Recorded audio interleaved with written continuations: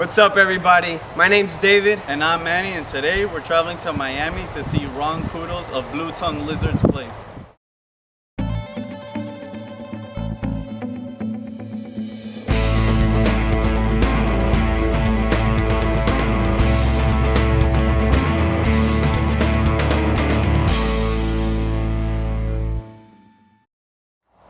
Alright guys, so we made it to Miami. We went all the way down here to meet up with our good friend Ron Couto. He has some amazing Blue Tongue Skinks down here. So today we're going to talk a little bit about how to take care of these guys, some of the different color mutations and what he's working with.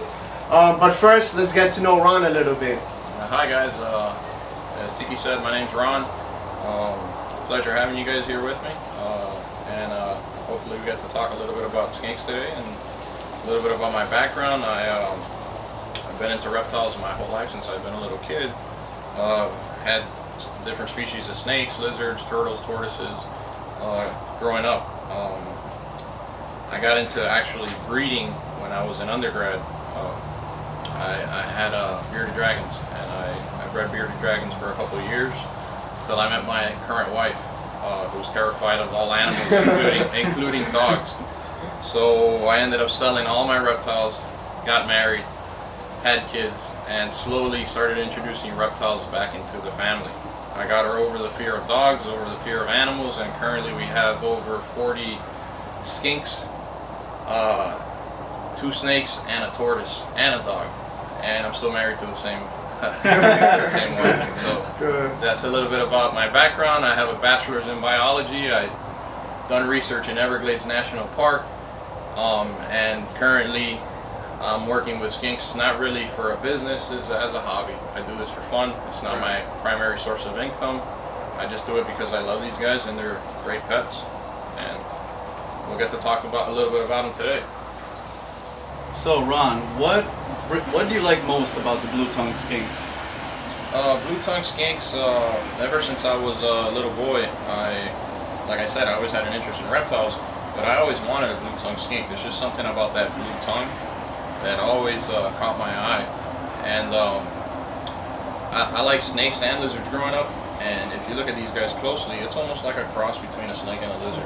Yeah. And what I love about them, unlike a lot of other species of lizards, is that they're slow, big-bodied lizards. So I could put this guy down on the ground right now, and I don't have to worry about chasing after him because he's going to take off. So they're always calm, they're always relaxed, they're very docile, very tame for the most part if you carry them often, and they just make great pets. And I always wanted one since I was little, and I never had the opportunity to get one. Either they were never anywhere to be found, and when they were available, they were very, very pricey. Or they were wild-caught imports, which I'm not a big fan of. All of these guys, all of the Australian Blue Tongue Skinks in the country are captive born and bred, which is something that's great. We're not taking these animals from the wild, we're reproducing them in captivity. So it's the greatest, probably I would say the best reptile pet you can have. That's my opinion, but that's how I feel. Right. And Ron, what do you think is the future with these guys? How far do you think we could take the colors and the patterns on these guys? Because as far as we can see right now, there's a huge variety, you know, and it doesn't look like it's going to stop anytime soon. Well, I've been working with blue tongues for a couple of years now. There's several breeders throughout the country that have been working with them for a very long time. One in particular for over 25 years. Blue tongues within the last couple of years have become very popular. And the reason they become very popular, again, is because they make great pets. And with breeders showing up throughout the country working with these animals, they're becoming more accessible to reptile enthusiasts. And I think that's a big part, and I think it's going to keep on growing and becoming more popular. So this is how we like to keep them, and since we have so many, we also use rags. We use CB70 rags, which is a minimum for the northern blue tongue skins. But if you have them you guys can house them in a 40-gallon breeder minimum. We'll do these guys for the rest of their lives. And also, instead of cypress mulch like we use, you can use aspen. You can use hay with newspaper. These guys are very versatile. You can use a bunch of different substrates but this is just what we like to use and what we've had success with.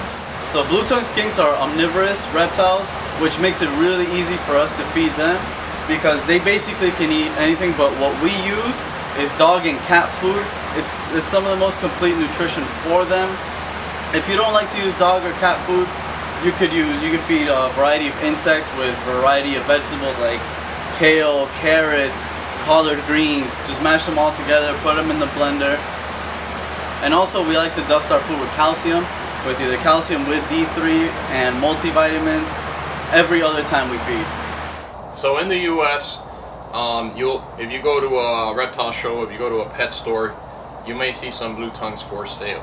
The blue tongues you may find for sale may be Australian blue tongues, or they may be wild-caught imports from Indonesia. However, there's some breeders working with Indonesian blue tongues, and they have successfully bred them in captivity. I particularly work with only Australian blue tongues, and my collection primarily consists of northern blue tongue skinks and eastern blue tongue skinks, and I'll show you some examples of those in a second. So I've been fortunate enough over the years to acquire some beautiful examples of northern blue tongue skinks. I've gotten them from several breeders throughout the country, and I'm really excited to be working with them and trying to see what I can do with these lines in the future. Some examples of some spectacular animals that I have, which I'd like to show off, is this northern in particular is from the red northern line. I got this animal from a breeder in Arizona known by Jeff Green. This is a lizard which I've named Blaze, and she's become pretty popular in the internet by some people. She's gotten a lot of fans over the years, and as you can see, her sides are bright orange. It's almost like a cherry orange reddish coloration, and she's produced some spectacular animals, and I've actually crossed her to a sunrise line, which I'm working with as well, which I'll show you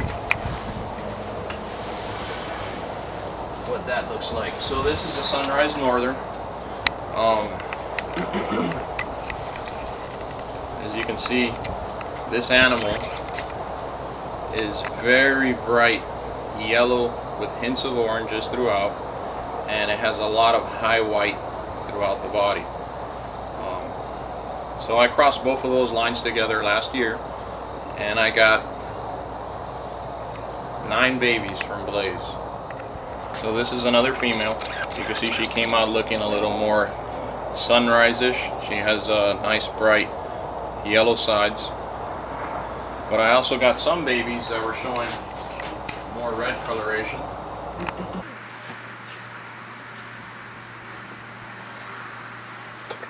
As you can see here, we got some more orangish on the sides. And what I did was I bred these babies together, and I got some really spectacular animals. And this is what they came out looking like. As you can see, this is a bright orange, very beautiful animal. I don't know if you can capture the true colors with the lighting because we're inside, we're not out in the open.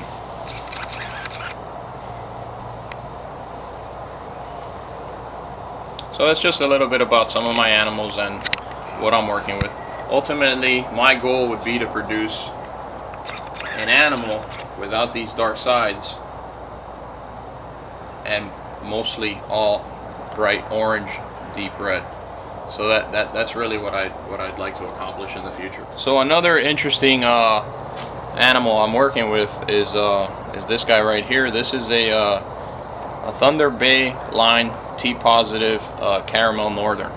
As you can see, this animal is totally lacking any dark pigmentation, and the darker colors it has is more like of a brown burgundy coloration that it has. So for comparison, I'm gonna show her next to a dark classic northern that's showing high black, and you can see the difference in colorations, and you can see the pattern with no dark portals in the side. I don't know if you guys can see that very well, but truly spectacular animal. Another interesting thing about this line is the eyes. The eyes on this animal, I don't know if you can zoom in on that, are a dark gray coloration. They almost look like little black BBs. And if you look in this animal over here, take a look at the eyes, you can see there's a complete difference. All northerns, their eyes usually come in an orange, light tannish coloration. Totally different from this line, in which the eyes are a grayish, dark, black coloration almost. So you can see these guys are truly spectacular, and they're amazing animals. And Thunder Bay is the person who came up with this line is Ray Gerge, who's up in St. Pete, Florida, and he I got these from him, and he's been actually a great help in helping me breed blue tongues. So shout out to Ray. So this is one of my easterns. I've been lucky enough to collect a nice group of these guys over the years, and eastern blue tongue skinks are a subspecies of the northern blue tongue skinks. This is Tiliqua skinkoides skinkoides. The northern is Tiliqua skinkoides intermedia. One thing I love about these guys is that they're so calm and gentle. Not that the northerns aren't, but these guys are even more laid back. I've never had a baby try to bite me. I can't say the same for the northerns. The northerns are very hissy, very puffy, which they later calm down. But these babies, as soon as they're born, you can pick them up, you can hold them. They're totally laid back. As you can see with the easterns found in central to southern Australia, they have these dark eye bands behind their eyes. The further north you go along the coast, those eye bands tend to disappear. And up until recently, this locale or this type of eastern with the dark streaks behind the eye were very, very rare in the country.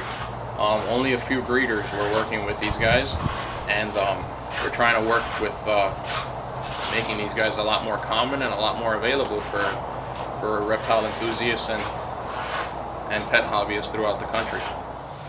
Alright guys, so a very important point we didn't go over is that Australia hasn't allowed any exportation in over 30 years. So pretty much all the Australian blue tongue skinks that are in the country, that's all we have here. So what's important about that is that we don't want to start mixing species, right? We showed you today the easterns and the northern blue tongue skinks. We want to make sure that they stay easterns and they stay northerns. We don't want to hybridize them, because then we're gonna lose the species. You know, it's here in the United States it's very frowned upon, and it's just gonna muddy the things up.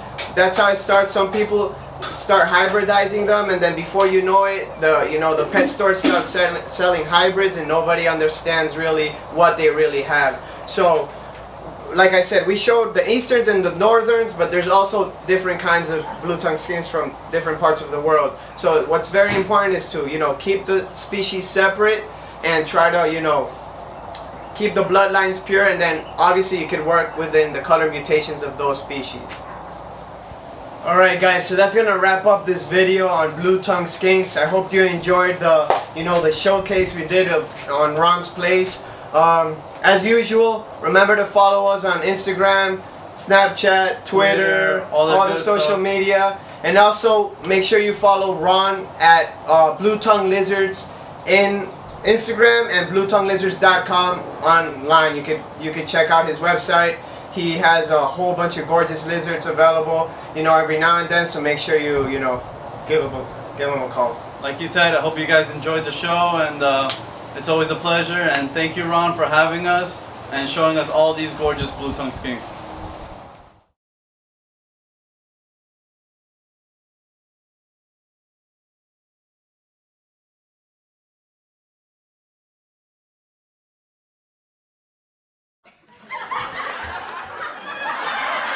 If you look at these guys closely, it's almost like a cross between them. Yeah, if you like snakes and lizards, it's a perfect match. Fuck! She just bit me, sorry. Yeah, that's alright. Bloopers.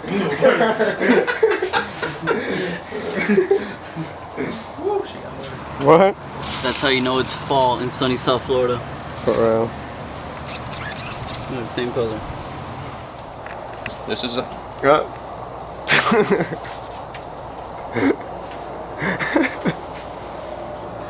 I love the Easterns. Which one you love? New South Wales. What else? And every other Australian blue tongue out there.